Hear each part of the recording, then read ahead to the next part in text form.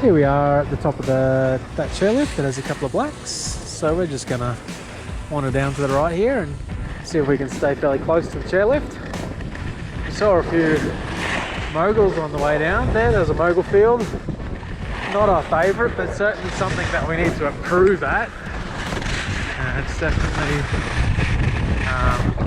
the thing that I am the worst at when it comes to skiing. I haven't spent a lot of time in the moguls, but it's most definitely not my favourite. So I think we come down here and then we hook to the left a little bit, drop us into the moguls field. Let's have a go, get a little bit of moguls on footage, show everybody how terrible we are at it. We're going to stay a bit slow through here just because we need to break out to the left at the bottom and we don't want to have too much speed on.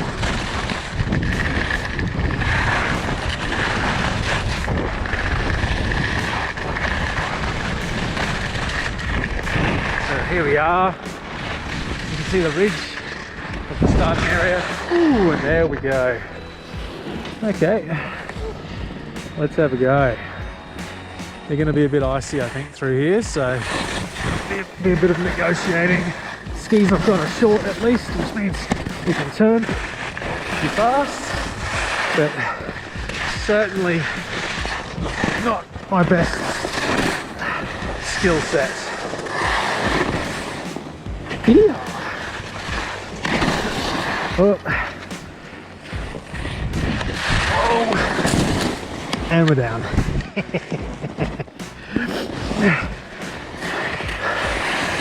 I think I just don't really negotiate the moguls properly. I don't know where I'm supposed to be going around them. Haven't really read up on them. Haven't done any lessons in them. Maybe that's something we can work on this year. But when they're just big mounds of ice, it's not a lot of fun either. So we're gonna pretty much run out here.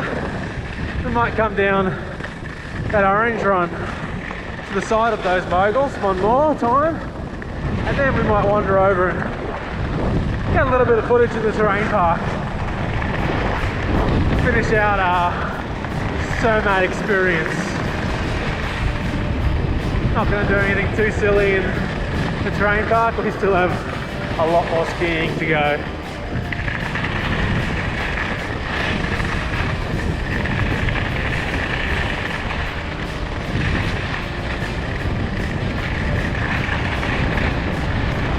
Fairly simple run out there.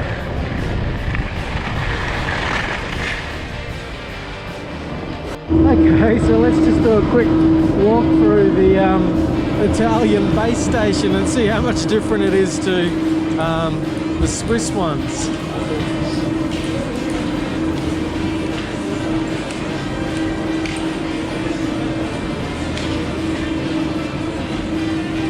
It's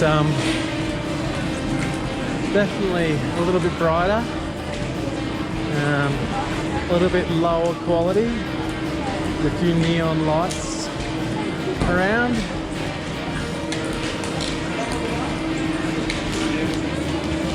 But at least they have escalators too.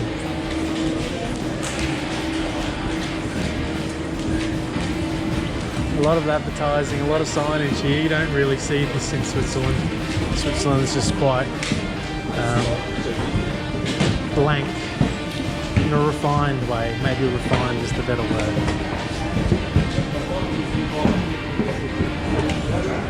I'd almost say it's gaudy here, but at least it has its own character.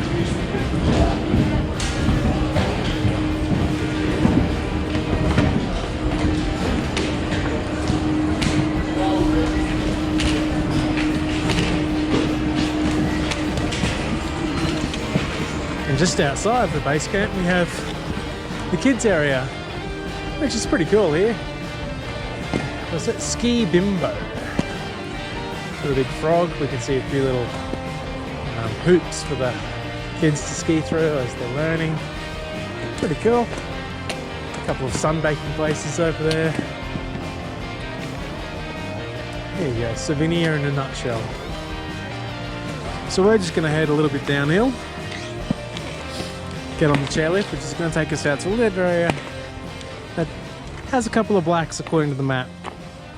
So we'll see how we go. We haven't been there yet.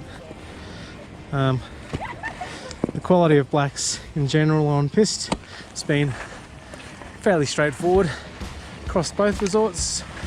So let's see what they've got to offer. It's off to the side, so I don't know whether the traffic's going to be busy there or not. We'll find out soon enough. Pretty cool beginner area for the kids here. Well, tripped over our backs.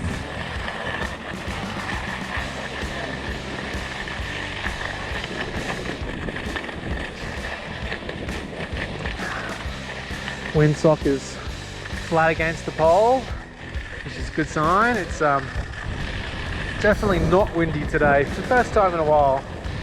We've had quite a bit of high winds the last few days, so it's good to see that it's petered back out to a sunny day with no wind. If we can't have any snow, then we may as well not have any wind either. Bit of slow traffic through here. We've just got off the base camp gondola, so this is probably quite a high traffic area through here. There's a few different ways down from here we can see over on the left. We're going to go to the right.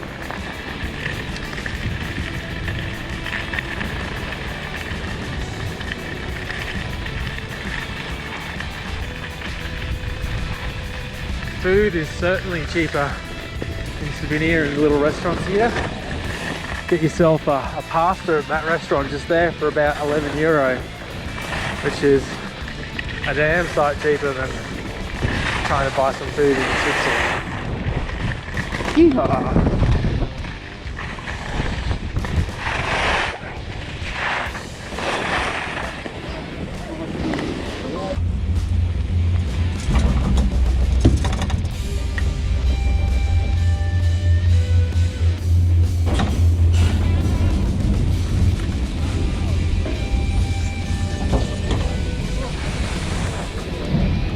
A little bit of a hairy exit out of Italy here.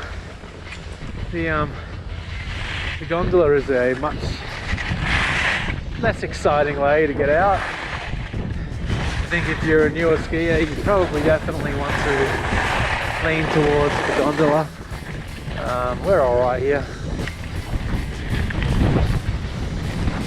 Maybe that'd be a little bit scary for a beginner.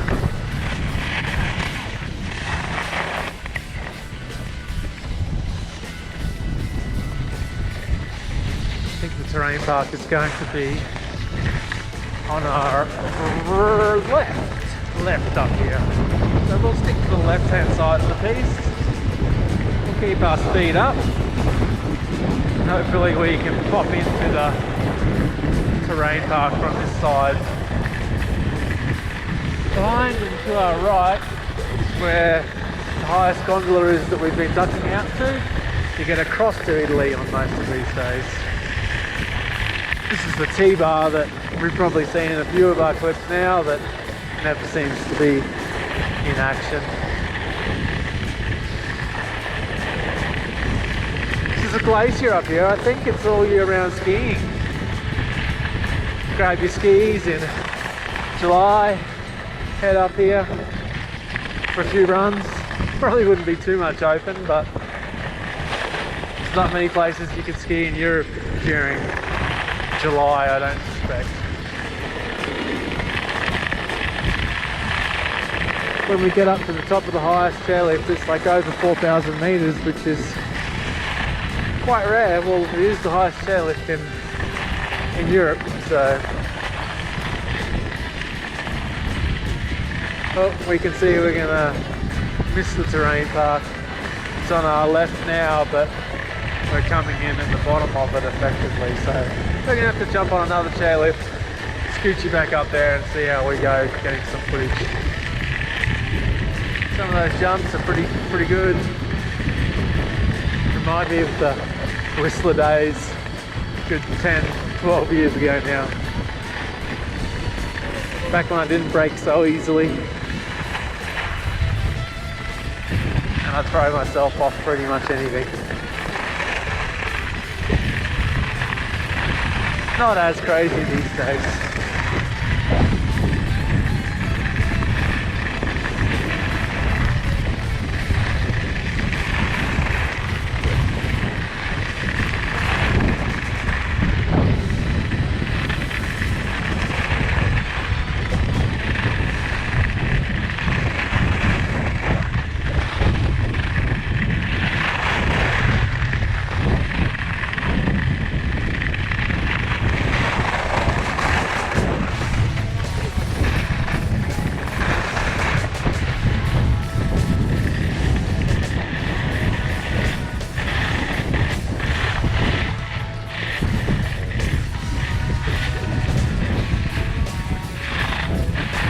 So there's the chairlift we're going to go up. Hopefully we've got enough time to get 2 laps through the terrain park and still get back to check out some footage of a different run out that ends at the elevators. Love to get that on footage.